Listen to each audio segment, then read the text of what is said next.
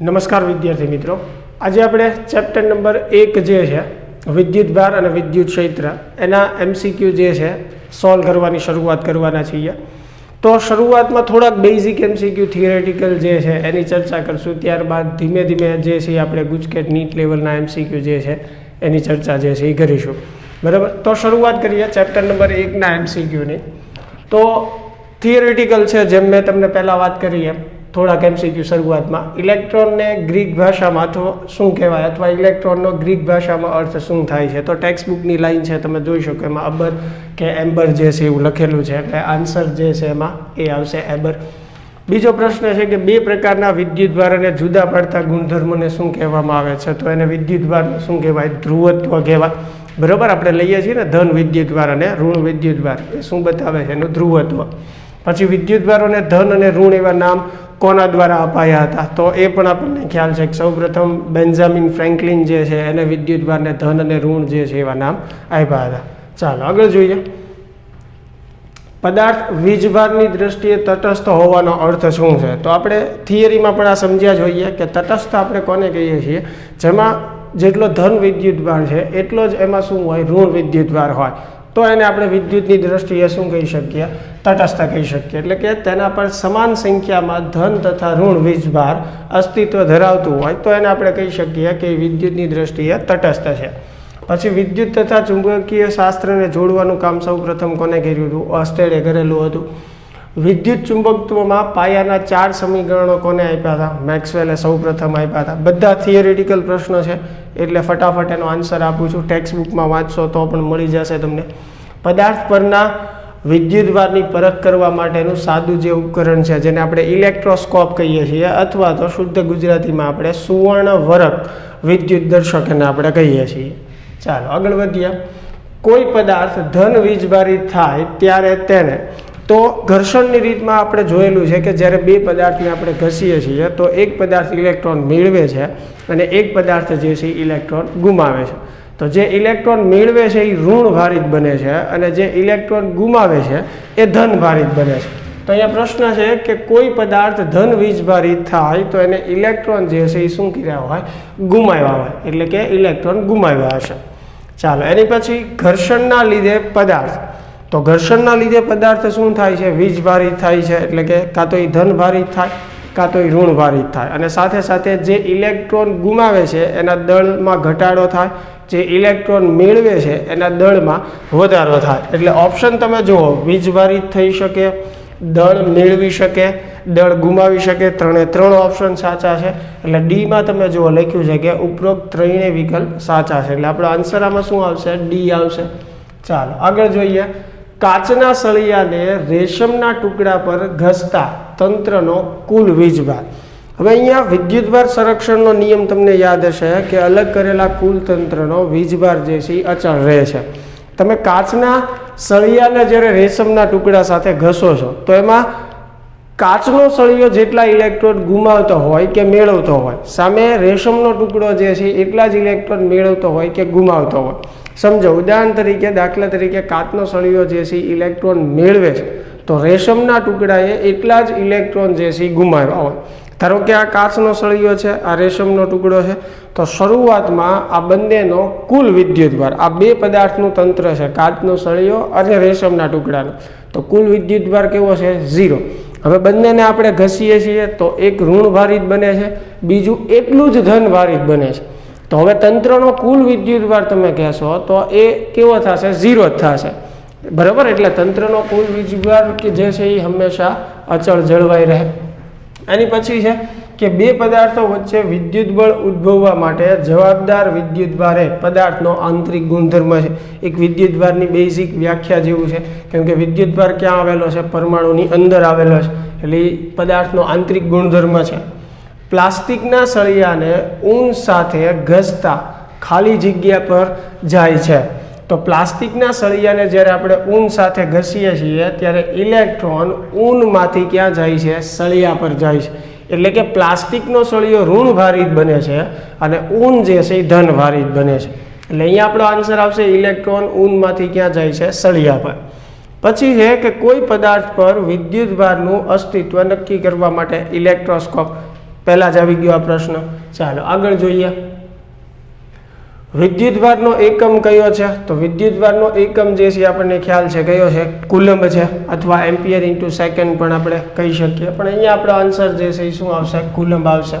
ચાલો એની પછી ધાતુના 1 ગ્રામ દળના ગોળામાં 5×10⁻21 પરમાણુઓ છે. એટલે જુઓ પરમાણુની સંખ્યા આપી છે.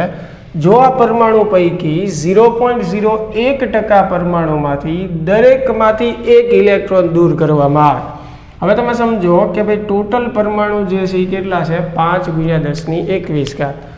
બરાબર. હવે દરેકમાંથી તમે 1 ઇલેક્ટ્રોન દૂર કરો તો કેટલા ઇલેક્ટ્રોન દૂર કરવાના આવે? તો કે 5×10⁻21.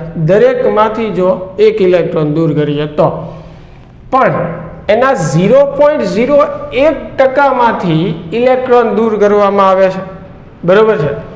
તો ગોળાએ મેળવેલો વિદ્યુતભાર જે છે એ કેટલા કુલમ થશે? હવે વિદ્યુતભાર મેળવવા માટે સૂત્ર છે આપણી પાસે Q બરાબર Ne. N એટલે ઇલેક્ટ્રોનની સંખ્યા, E એટલે ઇલેક્ટ્રોનનો વિદ્યુતભાર. બરાબર. તો હવે અહીંયા ખાસ ધ્યાન રાખજો કે ટોટલ પરમાણુ 5×10⁻21 છે અને એમાંથી જો હું 1 ઇલેક્ટ્રોન દૂર કરું તો ઇલેક્ટ્રોન પણ એટલા દૂર થાય, પણ એ બધામાંથી નથી કરવાના, એના 0.01%માંથી. એટલે આપણે આના 0.01% લેવા પડશે. ટકાવારી દૂર કરવા આપણે 100 વડે ભાંગીએ એટલે આ જે છે ઇલેક્ટ્રોનની સંખ્યા થઈ, એને ગુણ્યા તમે 1.6×10⁻19 ઇલેક્ટ્રોનનો વિદ્યુતભાર એ મૂકશો એટલે તમને વિદ્યુતભાર જે છે એ મળી જશે. ચાલો આગળ જોઈએ. પ્લાસ્ટિકના સળિયાને ફર સાથે ઘસવામાં આવે. બરાબર. જુઓ પ્લાસ્ટિકનો સળિયો જે છે એને ફર સાથે ઘસીએ તો શું થાય? તો કે જેટલો ઋણ ભારિત પ્લાસ્ટિકનો સળિયો પ્રાપ્ત કરે છે તેટલો ધન ભારિત પ્રાપ્ત કરે. બરાબર. એટલે કે પ્લાસ્ટિકનો સળિયો જે છે એ ઋણ ભારિત બનશે અને ફર જે છે એ કેવું બનશે? ધન ભારિત બનશે. બરાબર. ચાલો એની પછી જો કાચના સળિયાને રેશમ સાથે ઘસતા કાચનો સળિયો 8 ઇલેક્ટ્રોન જેટલો વિદ્યુત ભાર પ્રાપ્ત કરે. હવે અહીંયા સમજો, કાચનો સળિયો જે છે 8 ઇલેક્ટ્રોન જેટલો ધન વીજભાર પ્રાપ્ત કરે છે. એટલે કાચનો સળિયો ધન ભારિત બને છે. એટલે કાચના સળિયાએ ઇલેક્ટ્રોન જે છે એ શું કર્યા હોય? ગુમાવ્યા હોય. કાચના સળિયાએ ઇલેક્ટ્રોન જે છે એ શું કર્યા હોય? ગુમાવ્યા હોય. તો રેશમ જે છે એને ઇલેક્ટ્રોન જે છે એ શું હોય? મેળવ્યા હોય. તો હવે સમજો કે એક આન્સર આમાં આપણે એ આપી શકીએ. બરોબર છે કે ભાઈ કોને ઇલેક્ટ્રોન મેળવ્યા છે અથવા ગુમાવ્યા છે. હવે અહીંયા કીધું છે કે 8 ઇલેક્ટ્રોન જેટલું, એટલે વિદ્યુતભારનો આન્સર તો ઓલરેડી આપી દીધો છે. તમે ઓપ્શન જુઓ ને તો આમાં દળમાં જુઓ તમને ઓપ્શન આપેલા છે કે કોનું દળ કેટલું વધે છે અથવા ઘટે છે. એટલે એક વસ્તુ ક્લિયર છે, તમે જુઓ કે કાચનો સળિયો ઇલેક્ટ્રોન ગુમાવે છે એટલે જે ઇલેક્ટ્રોન ગુમાવે છે એના દળમાં ઘટાડો થશે. એટલે કાચના સળિયાના દળમાં ઘટાડો થશે. અથવા રેશમ જે છે ઇલેક્ટ્રોન મેળવે છે એટલે એના દળમાં શું થશે? વધારો થશે. કેટલું? તો સમજો કે ભાઈ 8 ઇલેક્ટ્રોનની આપ-લે થાય છે તો 8 ઇલેક્ટ્રોનનું દળ, 1 ઇલેક્ટ્રોનનું દળ Me આપણે કહીએ તો 8 ઇલેક્ટ્રોન માટે ગુણ્યા 8 કરવું પડશે. બરાબર. તો 8 1 ઇલેક્ટ્રોનનું દળ 9.1×10⁻31 kg. આ સાદું રૂપ આપી દો એટલે કે આ ગુણાકાર કરી નાખો અને તમને જે સંખ્યા મળે છે એ તમારો આન્સર થયો. ભાઈ દળમાં એટલો ફેરફાર થશે. હવે સમજો કે આમાં આન્સર કઈ રીતે આપણે આપી શકીએ?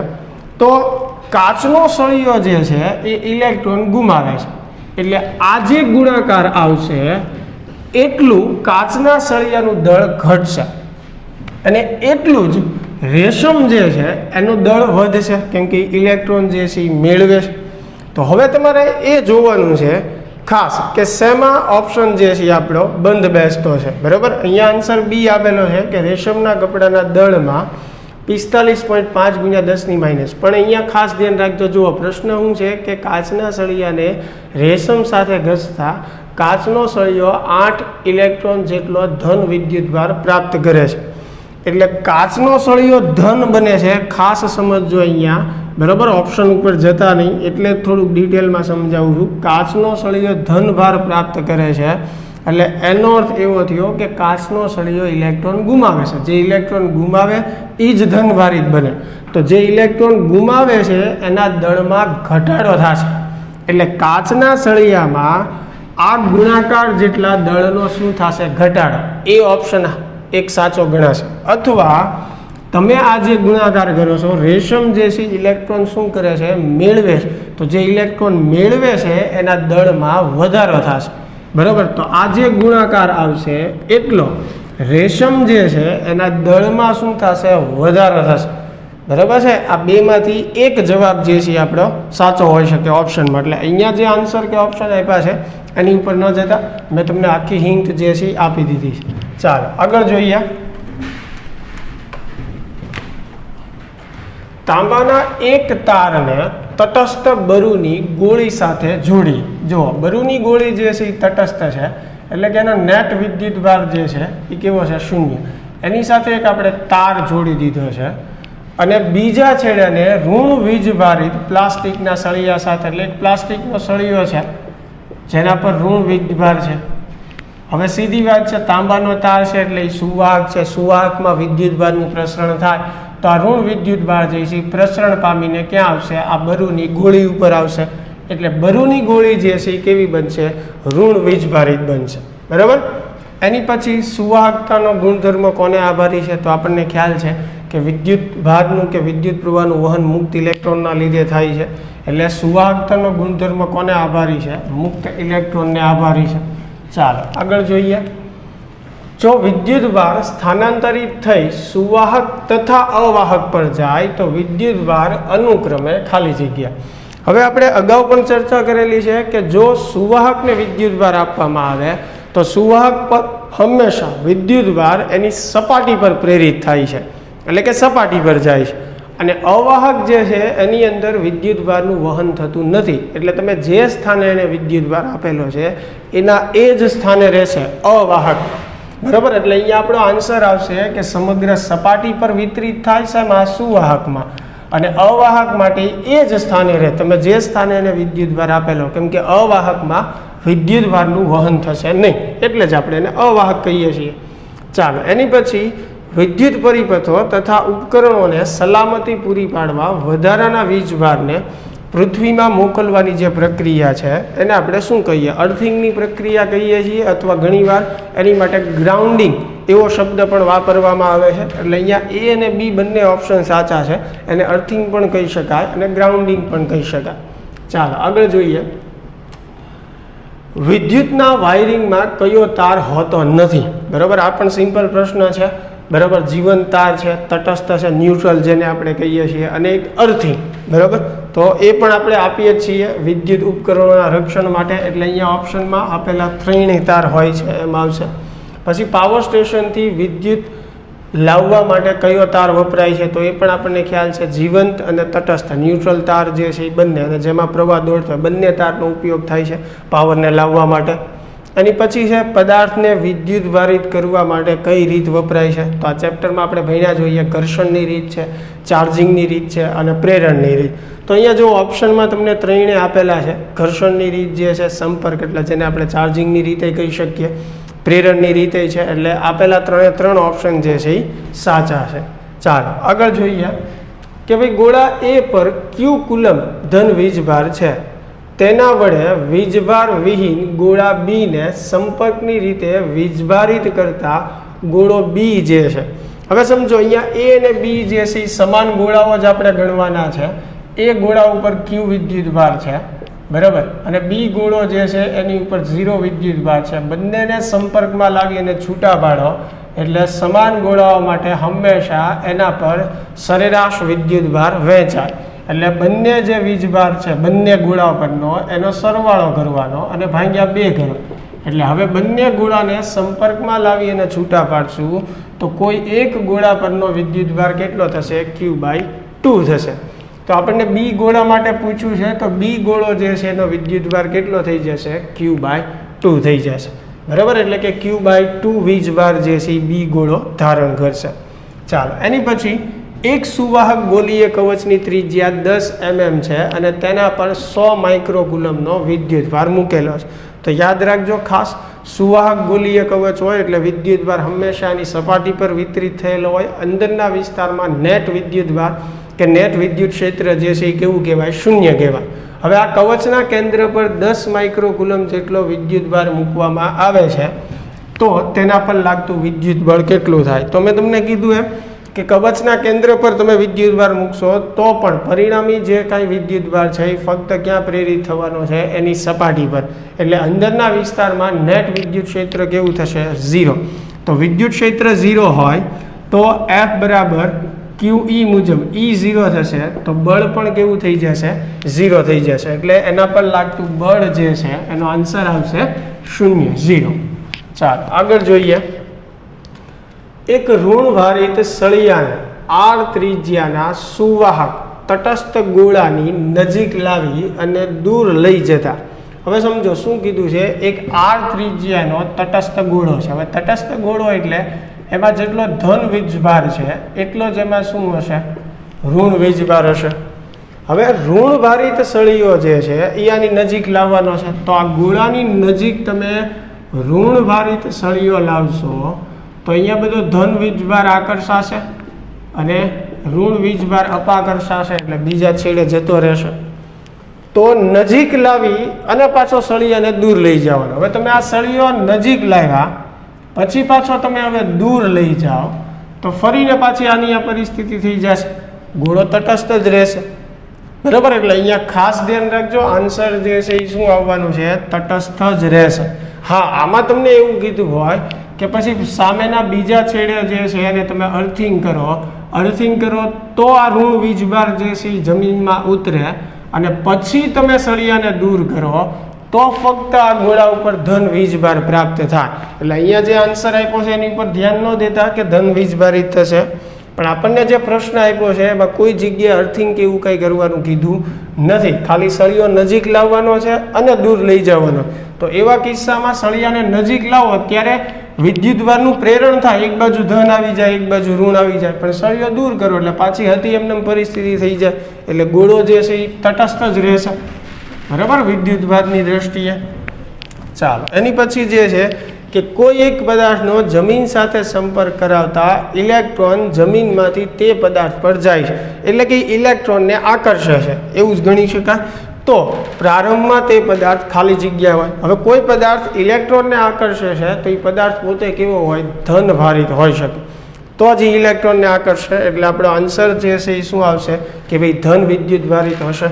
ચાલો આગળ જોઈએ.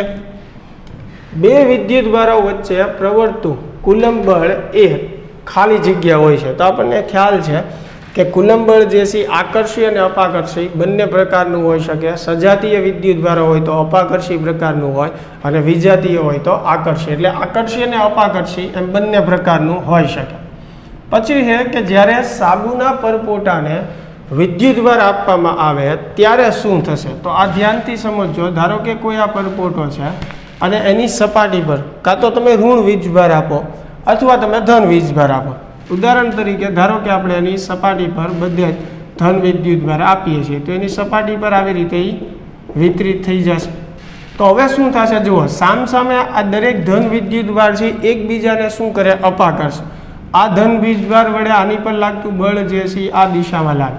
એવી રીતે આ ધન વીજભાર વડે આ રીતે દરેક એકબીજાને શું કરશે? અપાકર્ષે. એટલે દરેક વિદ્યુતભાર પર જે બળ લાગે છે એ બહારની તરફ લાગશે. બરાબર? એટલે એના હિસાબે પરપોટો જે છે એ પ્રસરવાનો ગુણધર્મ ધરાવશે, કેમ કે બહારની તરફ પરિણામી કુલંબ બળ કે વિદ્યુત બળ જે છે એ લાગી રહ્યું છે એટલે કે પ્રસરણ પામશે. એમ આન્સર આવશે. ચાલો એની પછી જે છે કે પૃથ્વીની સપાટીએ વિદ્યુતભાર ઘનતા જે છે એ ખાલી જગ્યા ક્રમની છે. તો આ પણ એકદમ સિમ્પલ પ્રશ્ન છે, ટેક્સ્ટ બુકમાં લખેલું છે, તમે વાંચો. વિદ્યુતભારની પૃષ્ઠ ઘનતા પૂછી છે, બરાબર છે, પૃથ્વી માટે. તો એ આન્સર તમારી ઉપર છોડું છું, મેળવી લેજો તમે. પછી છે કે એક કુલમ વિદ્યુતભારમાં કેટલા ઇલેક્ટ્રોન હશે? તો આ પણ સિમ્પલ છે. Q બરાબર n ઇન્ટુ E થશે. n એટલે આપણે ઇલેક્ટ્રોનની સંખ્યા મેળવવાની છે એટલે સૂત્ર થશે Q અપોન E. તો Q જે છે 1 મૂકવાનું છે, E એટલે 1.6 × 10⁻19 એટલે તમને ઇલેક્ટ્રોનની સંખ્યા મળી જાય. વિદ્યાર્થી મિત્રો, ઘણીવાર મેં તમને પહેલાંય કીધેલું છે આપણે ચેપ્ટર નંબર 2 ના MCQ કરતાં ક્યારેક મટીરિયલમાં ટાઈપિંગની કે ભૂલ જે છે એ હોઈ શકે. એટલે ખાસ એ ધ્યાન રાખજો કે આન્સર મેળવવા માટેની હિન્ટ હું તમને આપી દઉં છું. એટલે ઘણીવાર એવું બને કે તમે જે આન્સર મેળવ્યો છે એ ઓપ્શનમાં ન પણ બતાય, તો ચિંતા કરવાની જરૂર નથી. હિન્ટ હું તમને આપી જ દઉં છું, એટલે એ રીતે જ આપણે ગણવાનું હોય છે. બરાબર, તો આમાંથી તમે n જે છે એ મેળવી લેજો. ચાલો આગળ જોઈએ આપણે. આકૃતિમાં દર્શાવેલા તંત્રનો ચોખ્ખો વિદ્યુતભાર જે છે એ મેળવો. હવે જો અહીંયા આ જે તમને આકૃતિ આપેલી છે એમાં Q1 જે છે એક 8 કુલમ વિદ્યુતભાર, એક 2 કુલમ વિદ્યુતભાર, એક -6 કુલમ અને એક -4 કુલમ. તો કુલ વિદ્યુતભાર આપણે મેળવવાનો, અને દરેક વિદ્યુતભારનો આપણે શું કરવાનો છે? સરવાળો. ધન છે એ ધન લેવાનું છે, ઋણ છે એ ઋણ લેવાનું છે. તો 8 + 2 +10 આવશે, અને આ -10 +10 -10 એટલે શું થઈ જશે? 0. તો નેટ વિદ્યુતભાર જે છે એ શું થઈ જશે? 0 થઈ જશે. ચાલો આગળ જોઈએ. અલગ કરેલા તંત્રનો કુલ વીજભાર. આ વિદ્યુતભાર સંરક્ષણના નિયમનું વાક્ય છે. હંમેશા કેવો રહેશે? અચળ રહેશે, અથવા એને આપણે એમ કહીએ છીએ કે ક્યારેય ઉત્પન્ન નથી કરી શકાતો અથવા તો નાશ નથી કરી શકાતો. એટલે અહીંયા એવા શબ્દમાં લખેલું છે કે ઉત્પન્ન નથી કરી શકાતો કે નાશ નથી કરી શકાતો, એવું પણ હોઈ શકે. અચળ રહે છે. બહુ સિમ્પલ પ્રશ્ન છે. ચાલો પછી એની પછી અલગ કરેલા તંત્ર માટે સાચું વિધાન નીચેનામાંથી કયું છે? તો આ પણ આને જ રિલેટેડ છે, તો આનો જવાબ તમારા પર છોડું છું, એટલે વિચારીને જોઈ લેજો. ચાલો એની પછી વીજભારના ક્વોન્ટમીકરણનું સૌપ્રથમ સૂચન કોને કર્યું હતું? તો આપણને ખ્યાલ છે કે વિદ્યુતભારનું ક્વોન્ટમીકરણ સૌપ્રથમ ફેરાડેએ રજૂ કર્યું હતું. પછી નીચેનામાંથી કયો વીજભાર અસ્તિત્વ ધરાવતું નથી? તો આની માટે વિદ્યુતભારનો જે ક્વોન્ટમીકરણનો નિયમ છે કે વિદ્યુતભાર જે છે એ હંમેશા n પૂર્ણ ગુણાંક સ્વરૂપે જ હોય છે. તો આમાં તમારે શું કરવાનું છે? તમને એમનેમ પણ ખ્યાલ આવી જાય, પણ છતાં વ્યવસ્થિત ગણીને તમારે મેળવવું હોય તો દરેક વિદ્યુતભાર માટે તમારે ઇલેક્ટ્રોનની સંખ્યા મેળવવાની. આપણી પાસે સૂત્ર છે Q = n × E. તો n બરાબર શું થશે? Q/E. તો પહેલો ઓપ્શન ચેક કરવા માટે તમને જુઓ Q આપેલું છે, તો પહેલા ઓપ્શન માટે તમે અહીંયા Q મૂકી દો, જે આપેલું છે 4.8 × 10⁻19 એને ભાગ્યા E. તો આમાં n ની કિંમત જો તમને પૂર્ણાંક મળે તો એ સાચું છે, કેમ કે n ના પૂર્ણ ગુણાંકમાં જ હોય છે વિદ્યુતભાર ક્વોન્ટમીકરણના નિયમ પ્રમાણે. બરાબર છે. બીજો ઓપ્શન જે છે તો એની માટે ચેક કરવું, એટલે અહીંયા ફરીને Q બરાબર આ બીજા ઓપ્શનની વેલ્યુ મૂકવાની, E ની કિંમત તો જે આપણે લઈએ છીએ, તો એમાં પણ n ની કિંમત પૂર્ણાંક આવશે. બરાબર, એટલે એ પણ સાચું છે. ત્રીજો ઓપ્શન તમે ચેક કરી જુઓ, તો ત્રીજો ઓપ્શન જે છે એમાં Q કેટલું આપ્યું છે? 8 × 10⁻18, એટલે એ મૂકો E ની કિંમત. તો એમાં જો n અપૂર્ણાંક આવે, બરાબર છે, તો એ ખોટું છે. એવી રીતે ચોથા ઓપ્શનમાં જે છે 2.4 × 10⁻19 છે, તો એમાં પણ તમે મૂકી જો. બરાબર છે, Q ની કિંમત આ લેવાની છે, અને એમાં n અપૂર્ણાંક આવે તો એ ઓપ્શન જે છે એ ખોટો છે. બરાબર, કેમ કે n ની કિંમત હંમેશા પૂર્ણાંકમાં હોવી જોઈએ. એટલે આપણો પ્રશ્ન એ જ છે કે નીચેમાંથી કયો વીજભાર અસ્તિત્વ ધરાવતો નથી? તો જે વીજભારમાં n ની કિંમત અપૂર્ણાંક આવશે, 1.5 છે, 2.5 છે, 1.23 છે, તો એ અસ્તિત્વ ધરાવતો નથી એમ તમે કહી શકો ક્વોન્ટમીકરણના નિયમ પ્રમાણે. ચાલો આગળ જોઈએ. 4 પ્રોટોન તથા 6 ઇલેક્ટ્રોન ધરાવતા તંત્રનો કુલ વીજભાર કેટલો થાય? 4 પ્રોટોનનો વીજભાર +4E, બરાબર, 6 ઇલેક્ટ્રોનનો -6E, તો કેટલું થશે? -2E થશે. તો આ -2E ની કિંમત મૂકી દો, 1.6 × 10⁻19, એટલે -3.2 × 10⁻19 કુલમ આવશે નેટ વિદ્યુતભાર. ચાલો ક્લિયર. એની પછી -19.2 × 10⁻19 કુલમ વીજભાર ધરાવતો પદાર્થ કેટલા ઇલેક્ટ્રોન ગુમાવી શકે? એટલે આમાં આપણે ઇલેક્ટ્રોનની સંખ્યા મેળવવાની છે, એટલે Q = n × E. તો n બરાબર શું થશે? Q/E. અહીંયા સંખ્યા ક્યારેય ઋણ ન હોય, એટલે વીજભાર સાદુરૂપ આપતી વખતે હું ઋણ નહીં લખું, એટલે 19.2 × 10⁻19 વીજભાર એટલે, બરાબર, અને E ની કિંમત 1.6 × 10⁻19. ચાલો આ સાદુરૂપ તમે આપી દો એટલે તમને n ઇલેક્ટ્રોનની સંખ્યા જે છે એ મળી જશે. ચાલો આગળ જોઈએ.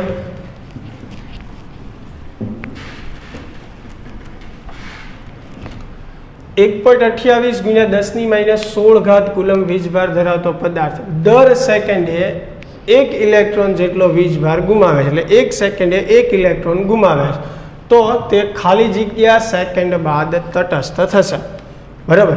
તો અહીંયા જુઓ, દર સેકન્ડે 1 ઇલેક્ટ્રોન જે છે એ ગુમાવે છે. તો પહેલાં તો આપણે ઇલેક્ટ્રોનની સંખ્યા મેળવી લઈએ કે ભાઈ એમાં જે વીજભાર છે એ પ્રમાણે એ કેટલા ઇલેક્ટ્રોન જે છે એ ગુમાવી શકે. તો n બરાબર શું થશે?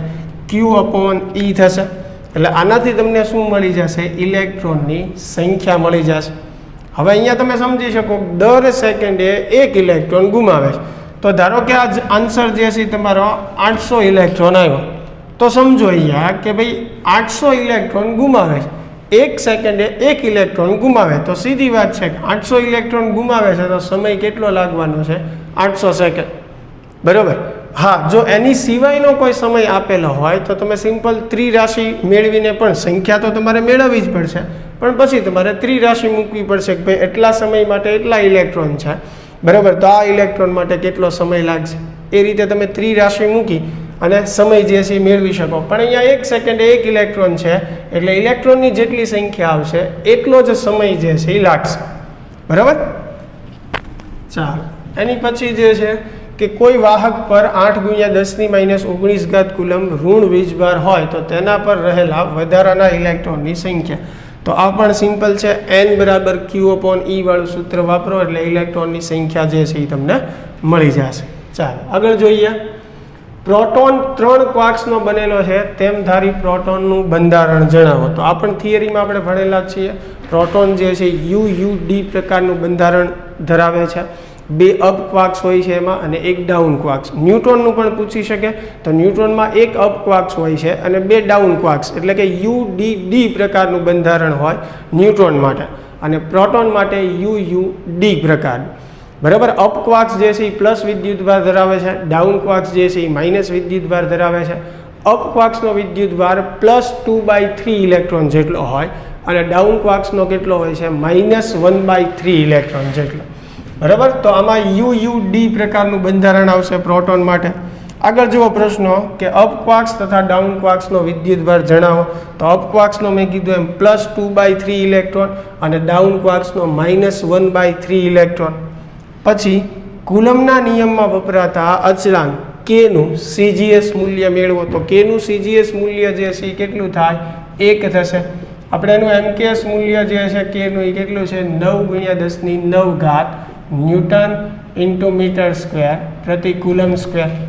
હવે આને CGSમાં આપણે ફેરવવું હોય તો દરેક યુનિટને તમારે CGSમાં લઈ જવો પડે.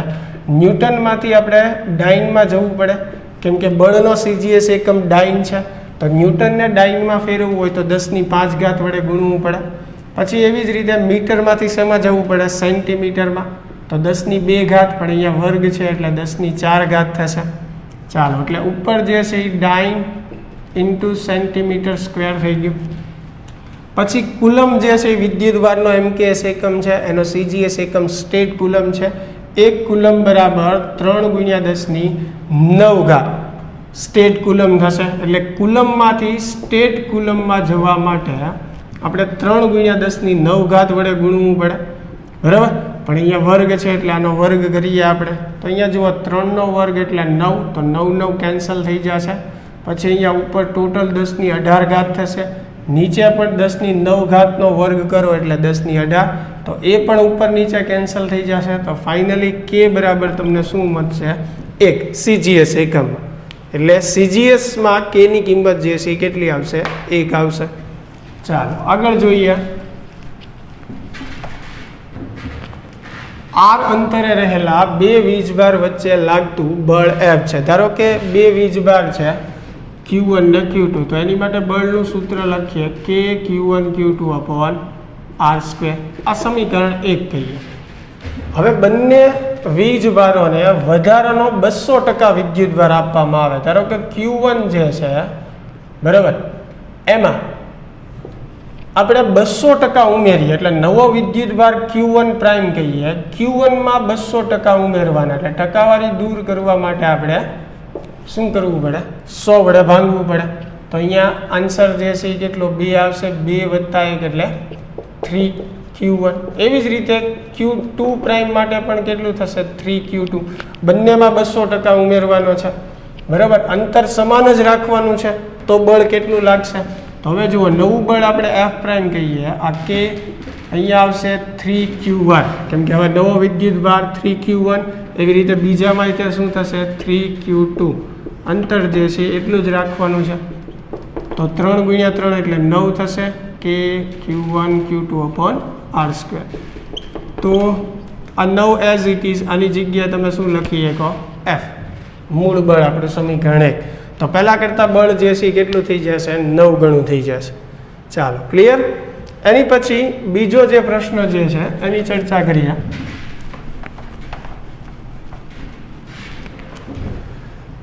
8q તથા 6q વીજભાર ધરાવતા ગોળાને r અંતરે રાખતા તેની વચ્ચે f જેટલું બળ લાગે. જુઓ, બળનું સૂત્ર F બરાબર કે પહેલો વિદ્યુતભાર 8q, બીજો વિદ્યુતભાર 6q, અને r અંતરે રાખીએ છીએ તો આ જે છે બળનું સૂત્ર થશે.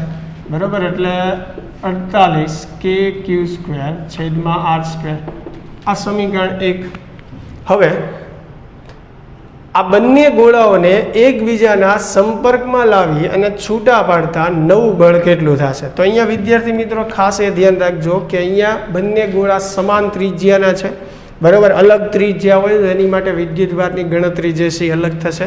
આગળ એવા પ્રશ્નો આવશે ત્યારે એની ચર્ચા કરશું. પણ અહીંયા બંને ગોળાઓ જે છે એ સમાન આપણે લેવાના છે. એટલે સમાન ગોળાઓને જ્યારે આપણે સંપર્કમાં લાવી અને છૂટા પાડીએ તો બંને પરનો વિદ્યુતભાર જે છે એ કેટલો થઈ જાય? સરેરાશ. એટલે કે બેયના વિદ્યુતભારનો સરવાળો ભાગ્યા 2 કરવું પડે. એટલે 14q/2 એટલે 7q થશે. બરાબર, એક ગોળા પરનો વિદ્યુતભાર કેટલો થઈ જશે? 7q થશે. તો હવે નવું બળ જે છે આપણે એફ પ્રાઇમ કહીએ તો કે પહેલા ગોળા પરનો વિદ્યુતભાર હવે 7q, બીજા ગોળા પરનો વિદ્યુતભાર પણ હવે 7q, અંતર એટલું જ રાખવાનું છે r². તો ફાઇનલી જે છે આ કેટલું થશે? 49 kq²/r². બરાબર, આ સમીકરણ 2 છે. હવે આના પરથી ડાયરેક્ટ તમને ખ્યાલ ન આવ્યો હોય તો બંને સમીકરણનો ગુણોત્તર લઈ લો તમે, એફ પ્રાઇમ અપોન એફ લખો. તો એફ પ્રાઇમ જે છે એમાં જુઓ, આ પદ કોમન છે, આ પણ કોમન છે, તો ઉપર નીચે કેન્સલ થઈ જશે. એટલે અહીંયા ઉપર આવશે 49 અને આ પદનું જે છે 48 એ એમને વધશે. તો એફ પ્રાઇમ બરાબર શું થશે? 49/48 ઇન્ટુ શું આવશે? એફ. તો આ જે છે એ આપણો આન્સર થશે. ચાલો, ક્લિયર? આગળ જોઈએ.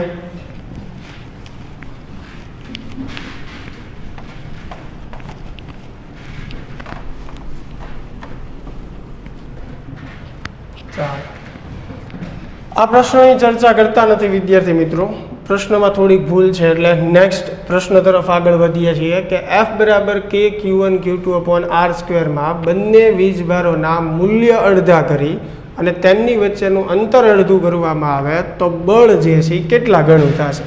હવે જુઓ, પ્રારંભિક જે બળનું સૂત્ર છે કે q1 q2/r², આ સમીકરણ. પણ હવે નવા બળ માટે આપણને શું કીધેલું છે કે બંને વીજભારોના મૂલ્ય અડધા કરવાના. એટલે q1ની બદલે આવશે q1/2, q2ની બદલે આવશે q2/2, અને તેમની વચ્ચેનું અંતર જે છે, જુઓ, વીજભારોના મૂલ્ય અડધા કરવાના અને એમની વચ્ચેનું અંતર પણ અડધું કરવાનું. એટલે અંતર r ની બદલે શું આવશે? r/2 આવશે. અહીંયા વર્ગ છે તો હવે ઉપર જુઓ, 2 × 2 4, અહીંયા 2 નો વર્ગ 4, પણ એ 4 4 કેન્સલ થઈ જશે. એટલે એફ પ્રાઇમ બરાબર કે q1 q2/r² વધશે. તો જુઓ, આ એફ જેટલું જ થશે પ્રારંભમાં જે બળ હતું એટલે એફ પ્રાઇમ બરાબર શું આવશે? એફ જ આવશે.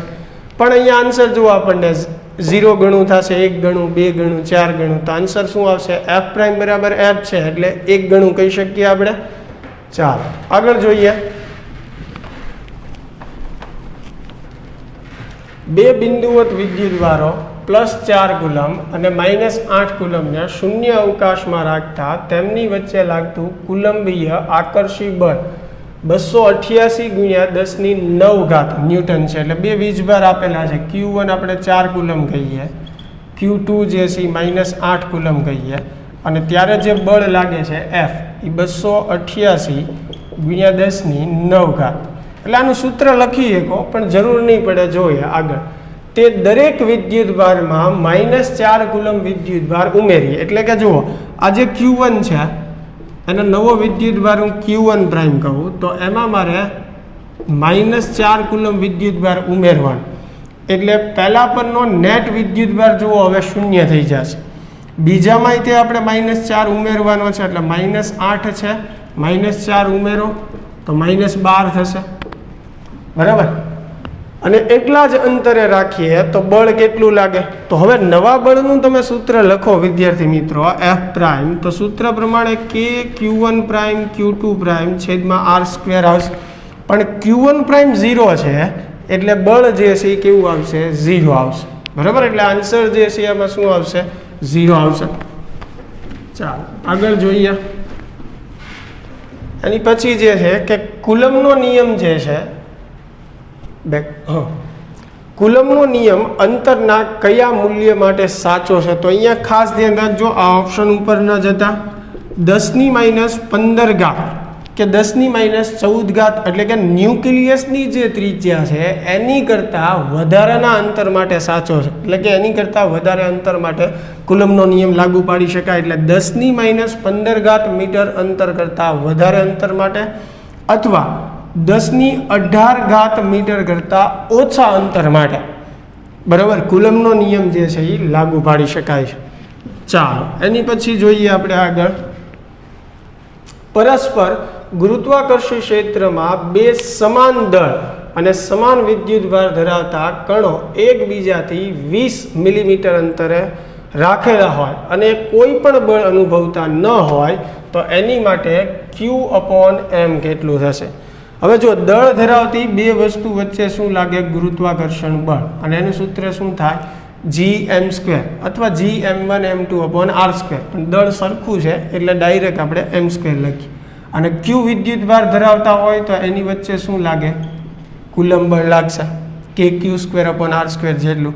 પરિણામી કોઈ બળ નથી અનુભવતા એટલે કે વિદ્યુત બળ અને કુલમ બળના મૂલ્યો જે છે કેવા હોય? સમાન હોય. તો r² જે છે કેન્સલ થશે. આપણે મેળવવાનું છે Q/m એટલે Q²/m². બરાબર. એને સૂત્રનો કરતા બનાવીએ તો શું આવશે? G/m. તો Q/m એટલે શું થશે? √G/m. તો એક આન્સર જે છે આપણો અહીંયા એ પણ આવી શકે છે. બરાબર. સોરી, K જે છે G/K આવશે. બરાબર. તો એક આન્સર જે છે આપણને આમ પણ આપેલો હોઈ શકે ઓપ્શનમાં, અથવા K ની જગ્યાએ તમે 1/4πε0 મૂકો તો એ અંશમાં જશે એટલે 4πε0 × G. એ પણ આન્સર આવી શકે આપણે.